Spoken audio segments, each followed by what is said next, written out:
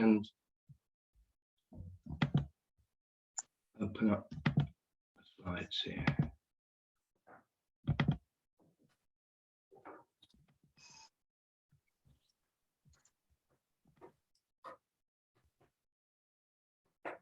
Okay, so good morning, welcome to this session that I've written specifically for home care providers on issues in lone working, including the roles and practice in data protection. So we'll be looking at various aspects around the issue about lone working, but we will be focusing specifically on issues around data, cybersecurity, etc. It is a flexible and open session, so please do feel free to ask questions as we go through, or you can wait till the end where I will allow space for any specific issues, questions that you might want to raise. The other thing I would like to say is that it is a new session, so I would welcome any feedback on the content, etc., for the purposes of continuous improvement, etc. So please feel free to share your thoughts at the end of the session in terms of anything that you didn't get or anything that you weren't happy about, etc., so as I can amend it as we go through. So without further ado, let's move into the session per se. So what do we hope to achieve within the session? Well, I've said that the session is primarily about providing an overview of the essential requirements related to working alone, and that by the end of the session, we will have explored issues in lone working. We will also have looked at the main legislation that might be applicable to lone working, particularly in a domiciliary care environment, and we will have explored risks and responsibilities in lone working, both for the employer and for the employee. And we'll have looked at measures that we might be able to take that can help us to meet those responsibilities. And also I'm hoping that we're going to raise some of the lesser considered aspects of lone working in relation to the requirements and the responsibilities of both parties in that relationship. So main topics we're going to be covering are the legal framework. So what legislation, regulations, etc. might apply, or the lack of the legal framework with regard to some aspects of the issues. We're going to explore what the risks might be and how you assess those risks. Then we're going to be looking at how you deal with the risks that you've identified through your effective control measures, etc. And then we'll be finishing off with data protection and the roles within data and cybersecurity within your organizations and how that might relate to a lone working domiciliary care, home care environment. So let's start by looking at the primary issue in lone working and why I think it's a theme worthy of specific focus. So social care environments are areas of work where a large proportion of staff often work alone. The nature of the beast is that quite often people are in environments where they're not working with support, they're not working with supervision, etc. And I think that's an often overlooked area within social care, because it's often perceived as unexceptional and it's often perceived as expected. The Health and Safety Executive defines lone workers as those who work by themselves without close or direct supervision.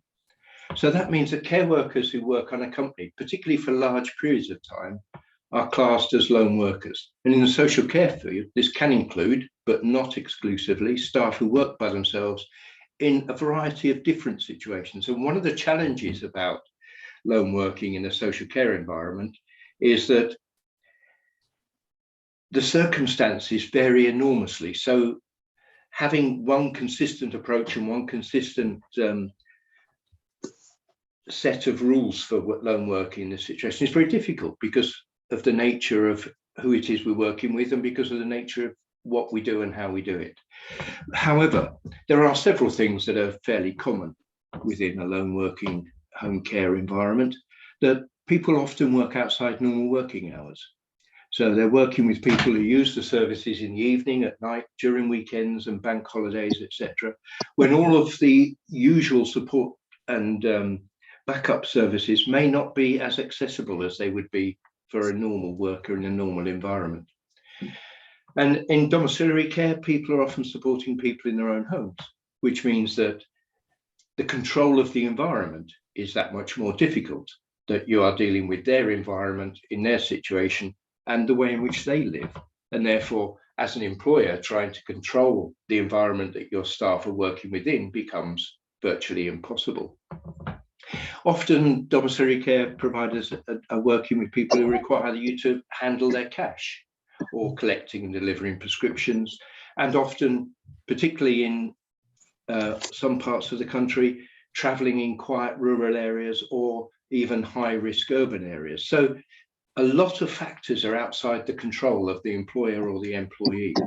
And frequently people are using their car and other areas as a mini office, as a base. So they're having to access information, etc., outside of an environment, again, that can be controlled and made secure, as we might do in other areas. And another aspect about working alone is that it can be a daunting prospect for many people. That when we're talking about the levels of responsibility, which are very high, falling to the individual without the support necessarily around them of colleagues to ask advice, guidance, etc. So the whole issue of lone working within a social care environment is one that, again, I think is underestimated in terms of the response that we can provide, particularly when we're thinking about people's personal response to that situation.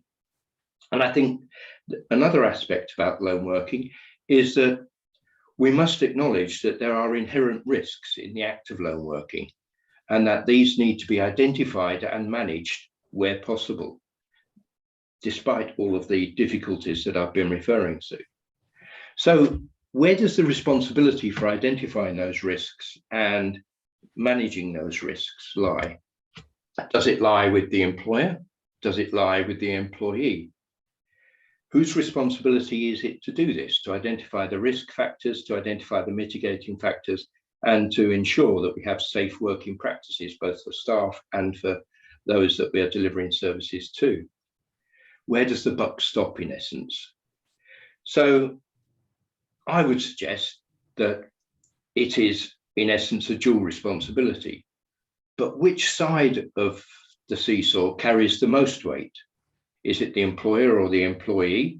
And quite often that's some of the difficulty with lone working, that deciding who takes responsibility for a decision, who takes a particular action, can be difficult to determine when you're on the spot in the situation as it goes. And I believe that that responsibility varies according to the issue or the risk being considered. That some aspects have clearly identified obligations, others are less clearly defined. So I thought a good starting point would be to look at what's the legal and regulatory position. What does the framework that guides what we do and how we do it say in relation to lone working? So there are no specific legal duties on employers in relation to lone working, and there's no legal bar to people working alone. So first and foremost, there's nothing that says people are not able to work alone, and there's no particular duties on the employers to do that. However, there is legislation to ensure a safe working environment. And I've identified a few of the bits of legislation and regulation that I think are appropriate to lone working.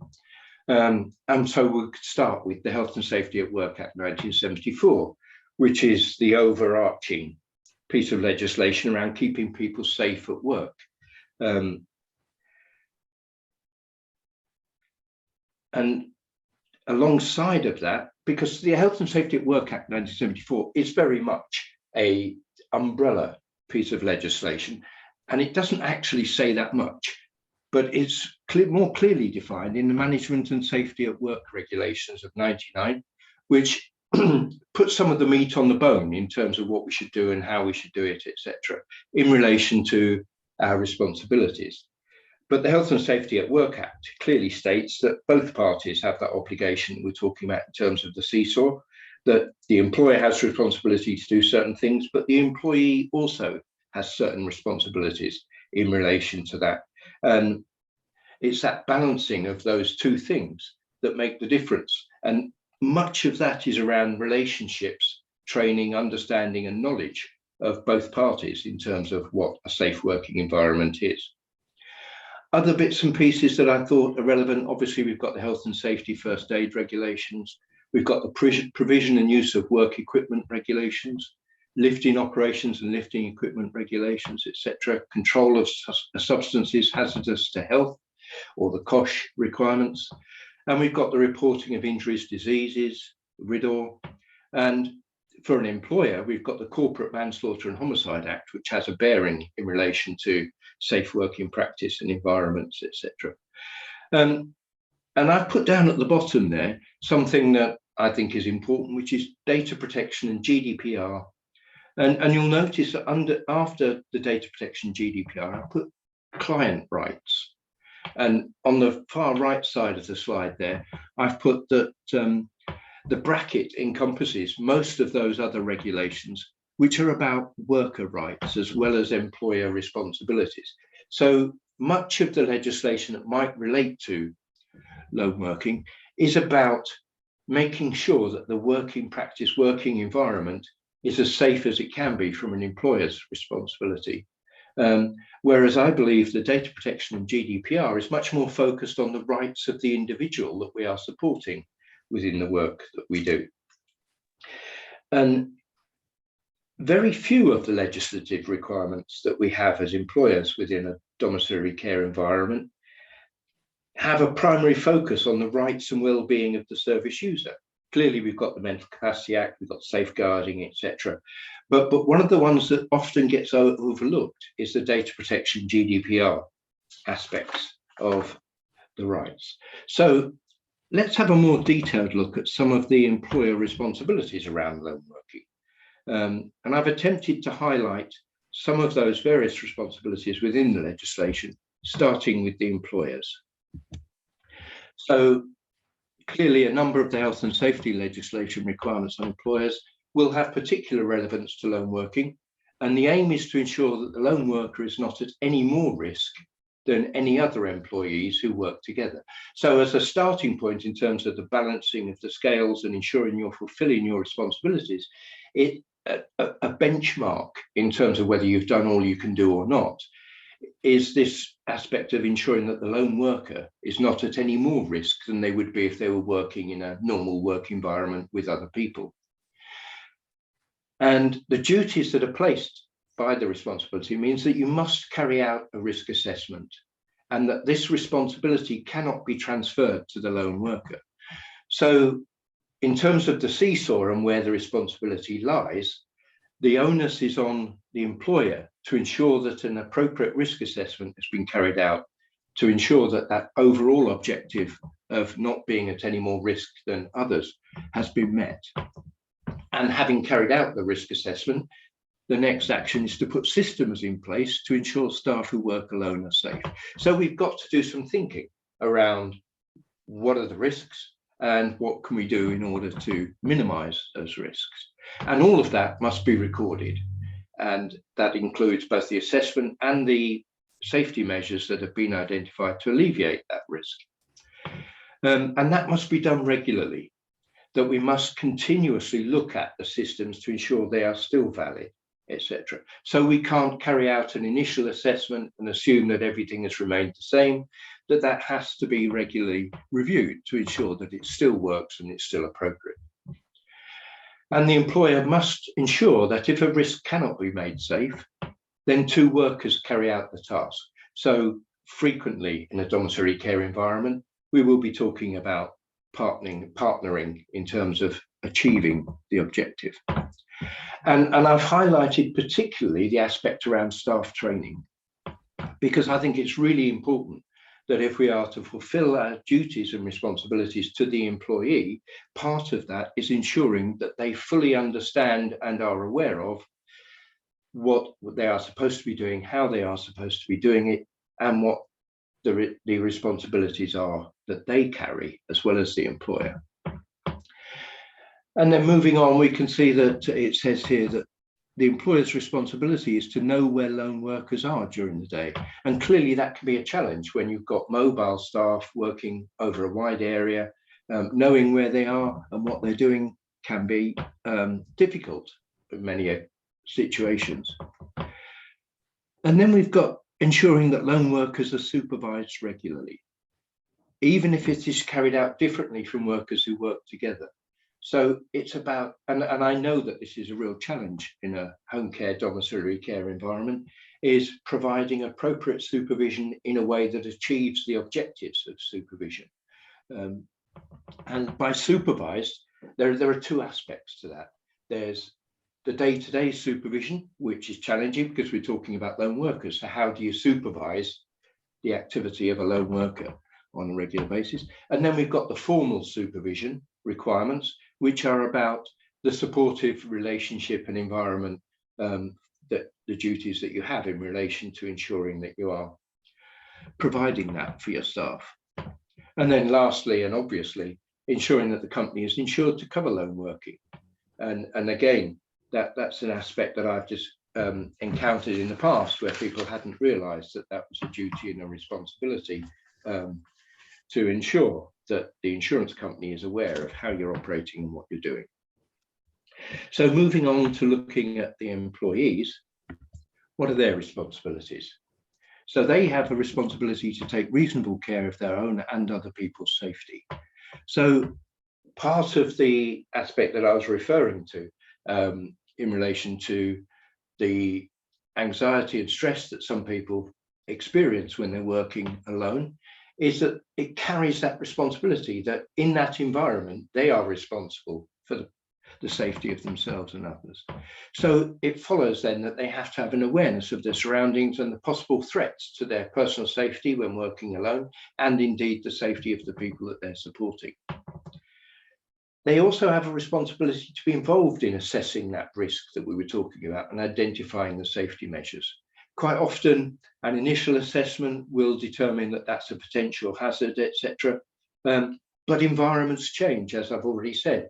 We are not in control of the environment quite often in people's own homes, etc. Therefore, you are reliant on the people on the ground to tell you where things change in order to change the risk assessment and the mitigating factors. Clearly, staff have a responsibility to make sure they're not putting themselves at risk. So they have a responsibility to leave the working environment if there is an imminent danger to their safety.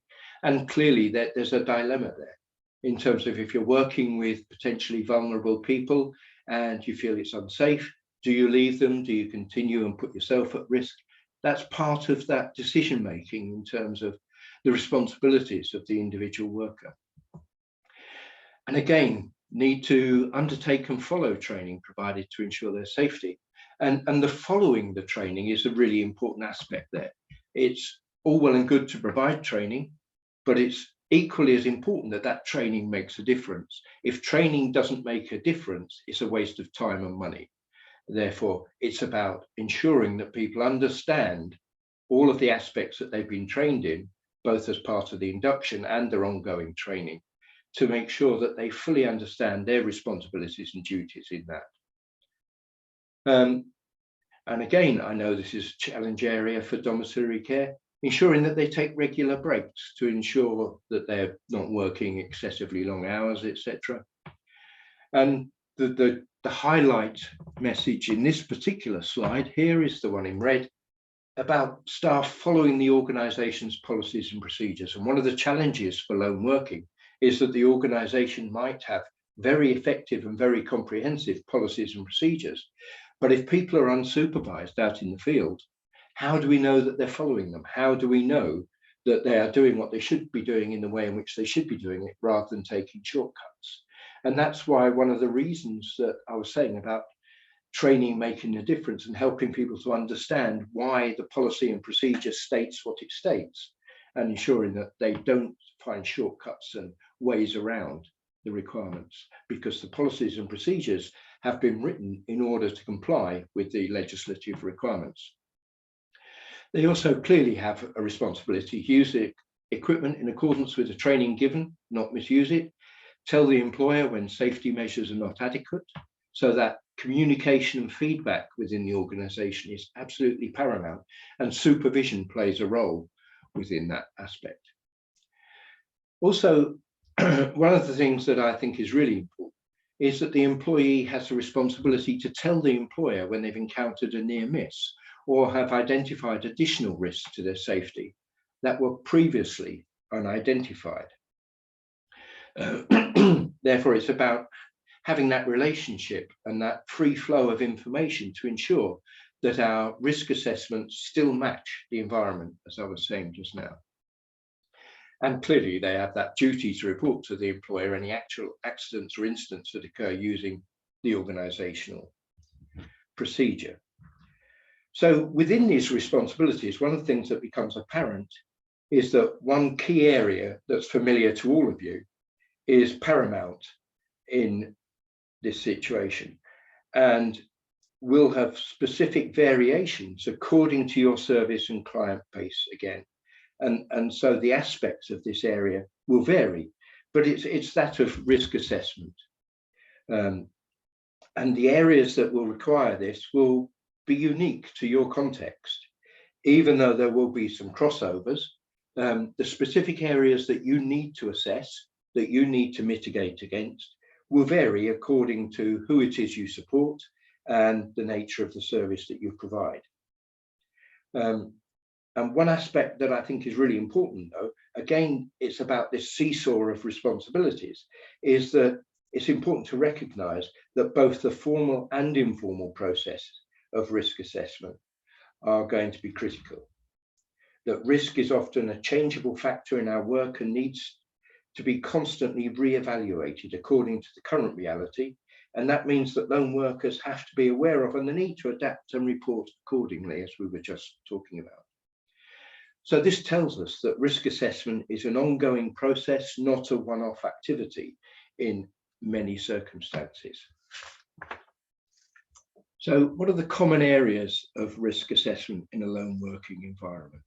And I've identified a few areas that I think are fairly common and standard, recognizing what I said about the fact that your risk assessment processes will be unique to your environment, your service users, etc. So common areas of risk assessment that I've come across in relation to lone working, and can be split into two main areas. And I think we can look at work environment risks and task risks. That quite often,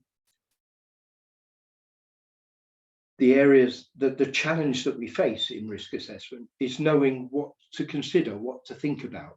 What sorts of areas do we need to think about? And isolation is one of the areas that I think is really quite important that we're going. So I'll come back to that in a moment. But work environment risks are things like travelling, especially on foot in higher crime areas or in urban areas, etc. The fact that you're doing home visits. We've talked about that before, and assessing the environment that your staff are going to be delivering the services in. Working hours, early morning, late evening, what are the specific risk factors for that specific client in that specific situation? And clearly, quite often we're dealing with vulnerable people who may be involved with drugs or alcohol. There may be issues of domestic violence. There may be controlling behaviour within the situation. And again, handling cash or valuables, etc. So all of these are factors that we need to think about in relation to our responsibilities under the health and safety regulations and the various other regulations that we looked at. And then we've got the task risk. And I think we, excuse me, I think we can think about some of these responsibilities having a greater onus for one or other of the employer or the employee. So within all of them, there are aspects of responsibility, but clearly the work environment risks are very much part of the initial assessment process. The tasks risks are part of the initial assessment, but they're also part of the ongoing responsibility to review and revisit risk assessments as we move through. So we're talking here about things like moving and handling, that People's situations will vary. Whether or not we can use equipment will be determined by the environment that we're working in, etc. Maybe a responsibility to use kosh substances within the work environment, within the home environment, where clearly we won't have the same practices that we have if it were a care home, for example, where the kosh requirements are very specific. We're talking about potential health risks, and that was highlighted within the whole COVID situation, that the risks that people were placing themselves in order to go into an uncontrolled environment, in many instances. Then we've got emergencies, including illness and accident, what happens if there is an emergency, and isolation, the lone working, home workers, etc., those sorts of issues. And I just want to highlight the issue of isolation, as I said earlier, because I believe, again, it's one of those areas that's underrated for lone workers. As I mentioned earlier, the responsibilities that are attached to lone workers will often increase stress, anxiety, and a sense that they're carrying all of the weight. And that's why it's so important that the appropriate support is available. And that's why I was emphasizing the issue of supervision earlier. But this is also for elements such as retention, etc., that if we make our staff feel that they are safe and supported within their working environment, then issues of retention are going to be addressed as well, that people are less likely to leave the working environment if they feel that the employer has taken their responsibilities seriously, that they're supportive, and that they make them feel as safe as possible within their work environment. Okay, I then thought it would be useful to look at some less common areas of risk focus for lone workers. Many of the ones that I've talked about so far are the things that are bread and butter to you in terms of what you do and how you do it. And it happens automatically, which is one of the dangers, that we carry out our risk assessments routinely. Therefore, we're looking at the same things all of the time and may miss other areas. And one of the areas that I've discovered is less common in terms of our assessment processes in relation to lone working, is that the issue of data protection, cyber security, that the HQ or the head office aspect may be covered perfectly well in relation to the requirements and obligations in relation to this, but not always in relation to the people who are out and about. And again, it comes back to this issue of training and training achieving its objective. So whilst within induction, staff may have training on particularly confidentiality, data protection is much more than confidentiality. And sometimes that's not necessarily given the weight that it should be in relation to the training that staff receive or the training that they absorb in relation to these areas. And with the increased use of mobile devices within a domiciliary care environment, there's obviously the increased risk of data breaches. And needing to consider, have we covered all the bases? Have we thought about a bring your own device policy? Have we thought about the security of the devices, for example, two-factor authentication? What do we do about lost devices? How do we track the devices? Should they be lost, etc.? So there's a whole issue around the changing environment within which we're working that raises new areas for us to consider. And then traditionally, we've got the paper records aspect. What records do people take with them on their daily rounds? How do they ensure that those records are safe? How do they ensure that they're not stolen, they're not lost, people don't have inappropriate access to the data within them, etc.? And then moving on to the cyber security aspect, again, mobile devices, increased use of, whether they're bring your own devices or they're supplied devices, have we made sure that we've done everything we can to ensure that the data that they're processing is protected?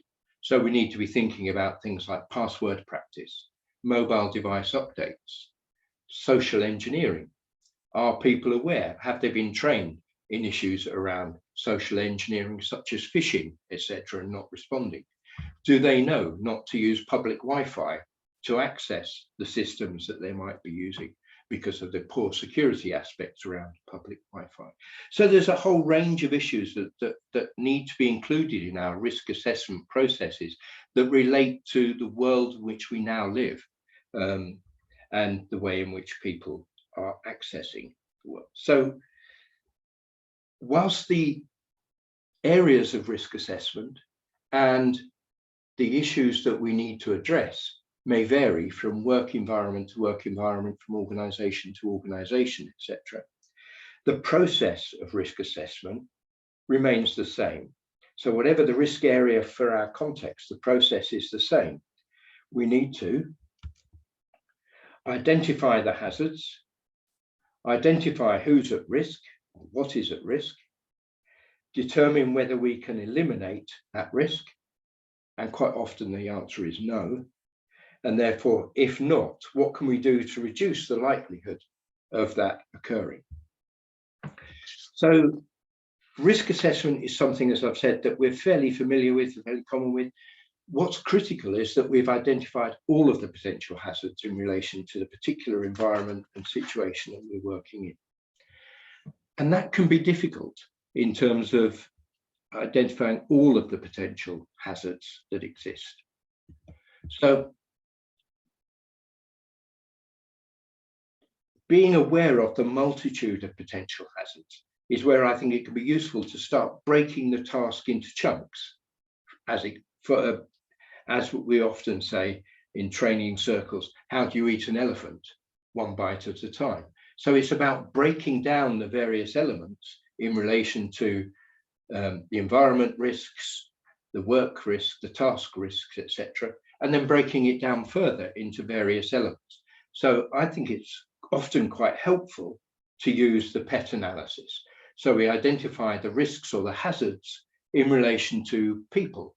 What are the hazards that relate to people, both the employee and the person that we're supporting? Then we've got the environment risks. What is it about this particular environment, this particular location that might present a hazard? And then we've got the task. So remembering the PET analysis is a way you can start to break down or chunk down the enormity of the potential hazards that people are facing. And some examples of how to start that process will be to ask certain questions from the organization perspective. So an example here might be, is there a risk of violence? If the answer is yes, then we need to go a step further than that and start to break that down. And one of the ways in which I would suggest that's quite useful to do is to use the 5 why practice. So a series of why questions related to that. So is there a risk of violence? Why? Because the person drinks. Why do they drink? And breaking it down into getting to the root cause, which then gives us a much better handle on what to do in order to minimize the potential of that situation in terms of our risk assessment. Other aspects we as an employer, as an organization, need to be thinking about is, are there certain groups of workers who may be more at risk?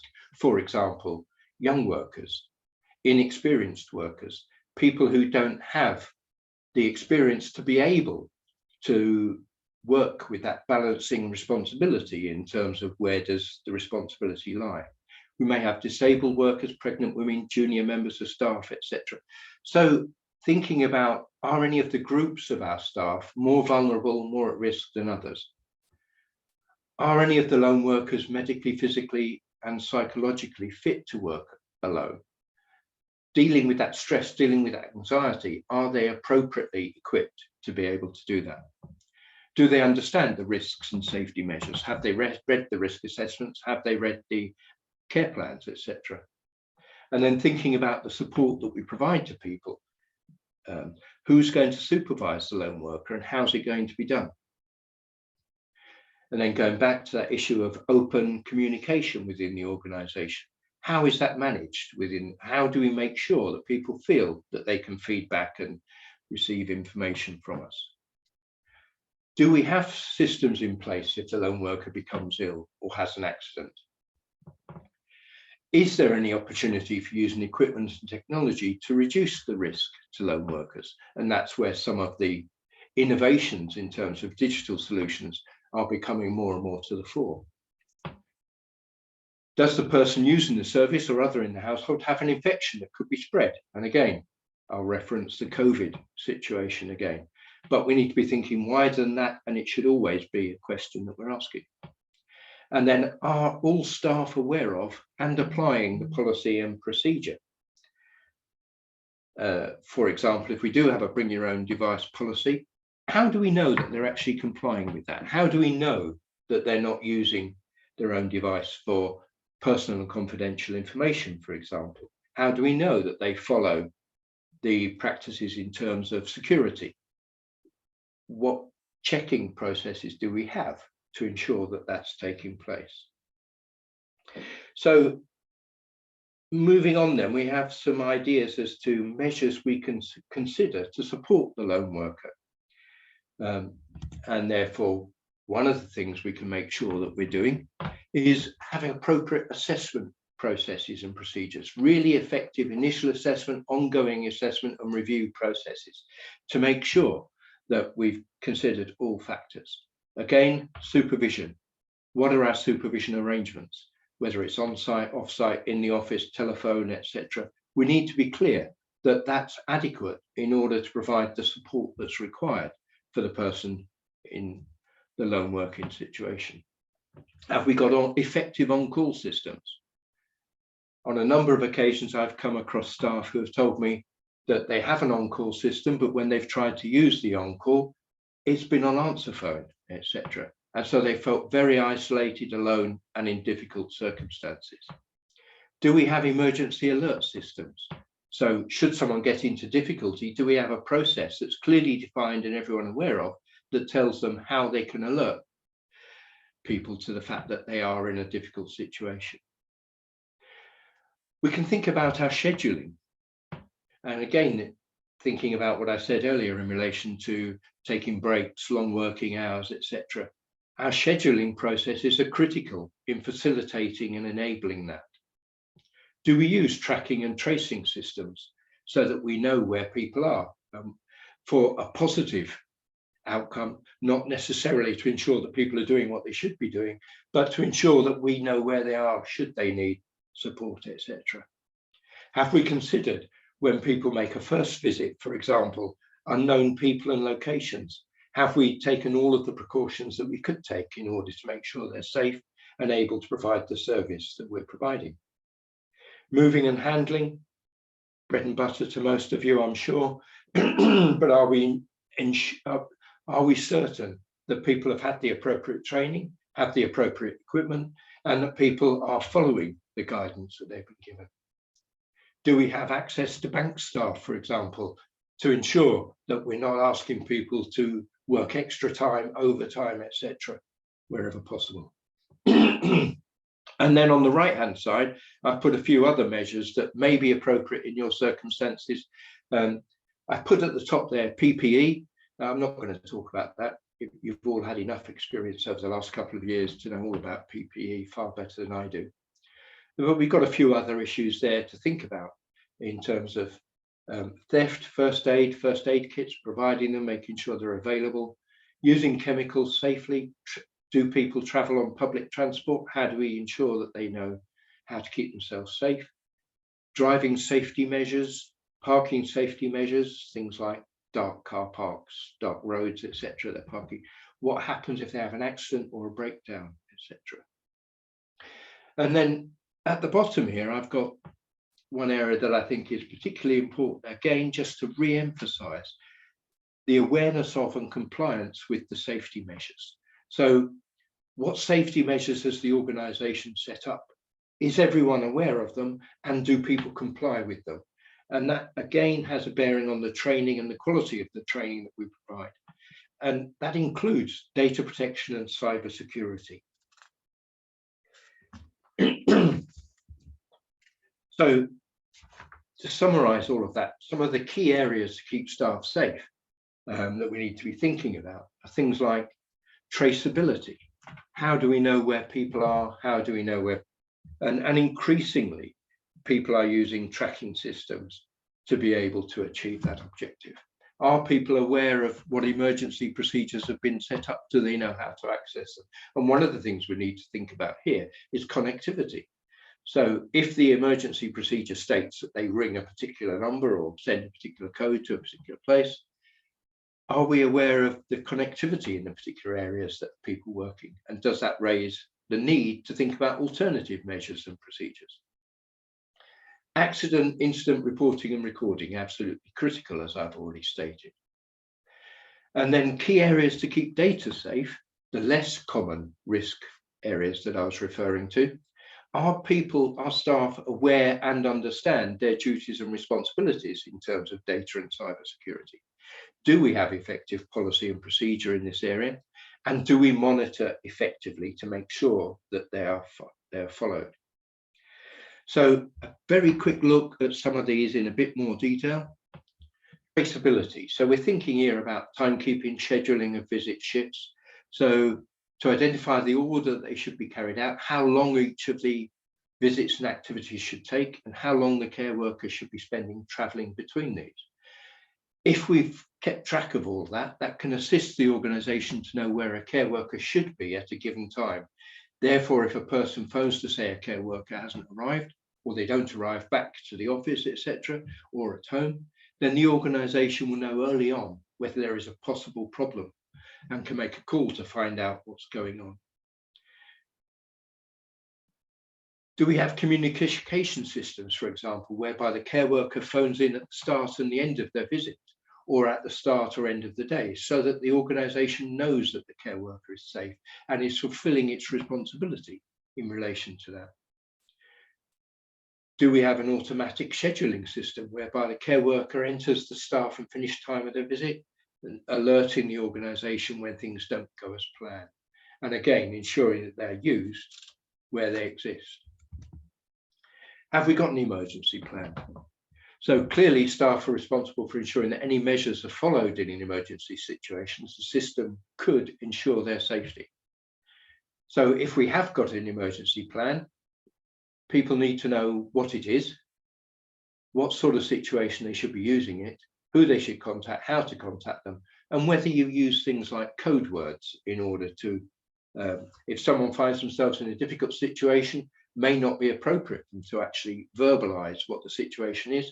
But if we've got some kind of coding that they can use in a safe way, then it can alert us to the fact that they are at risk or need support.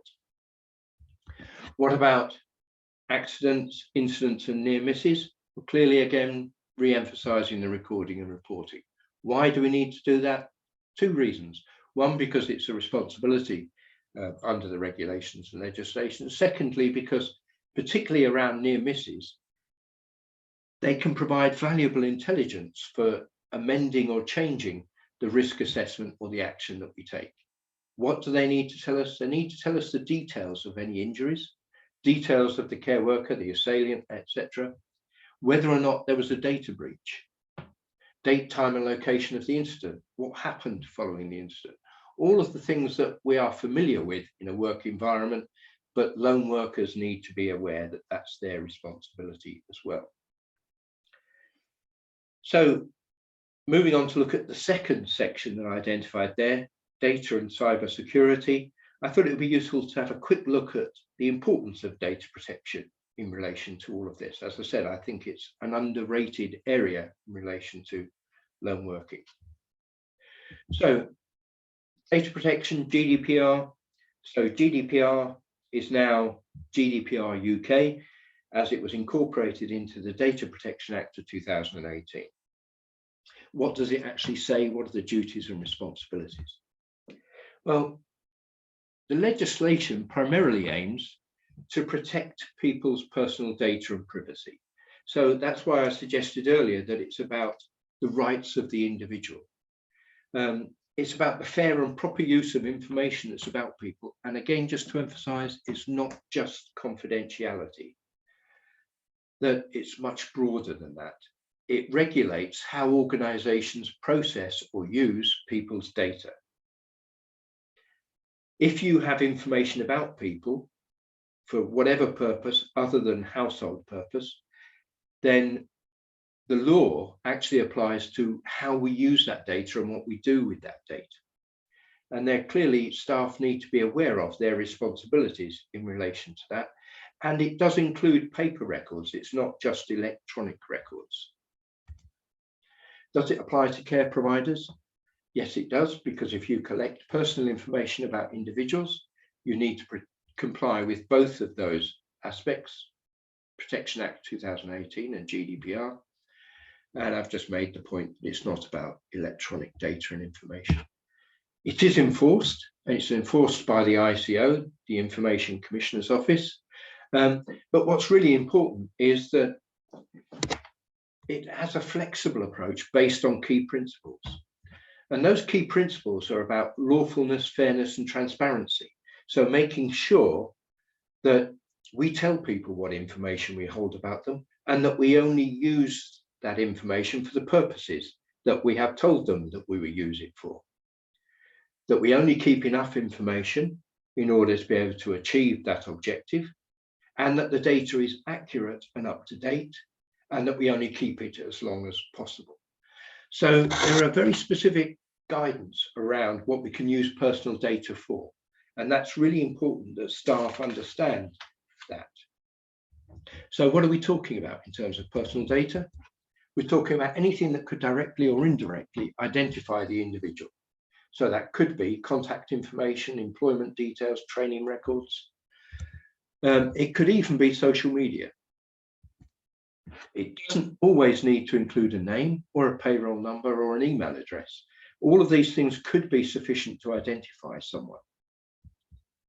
And there are special categories of sensitive data that we need to be careful with.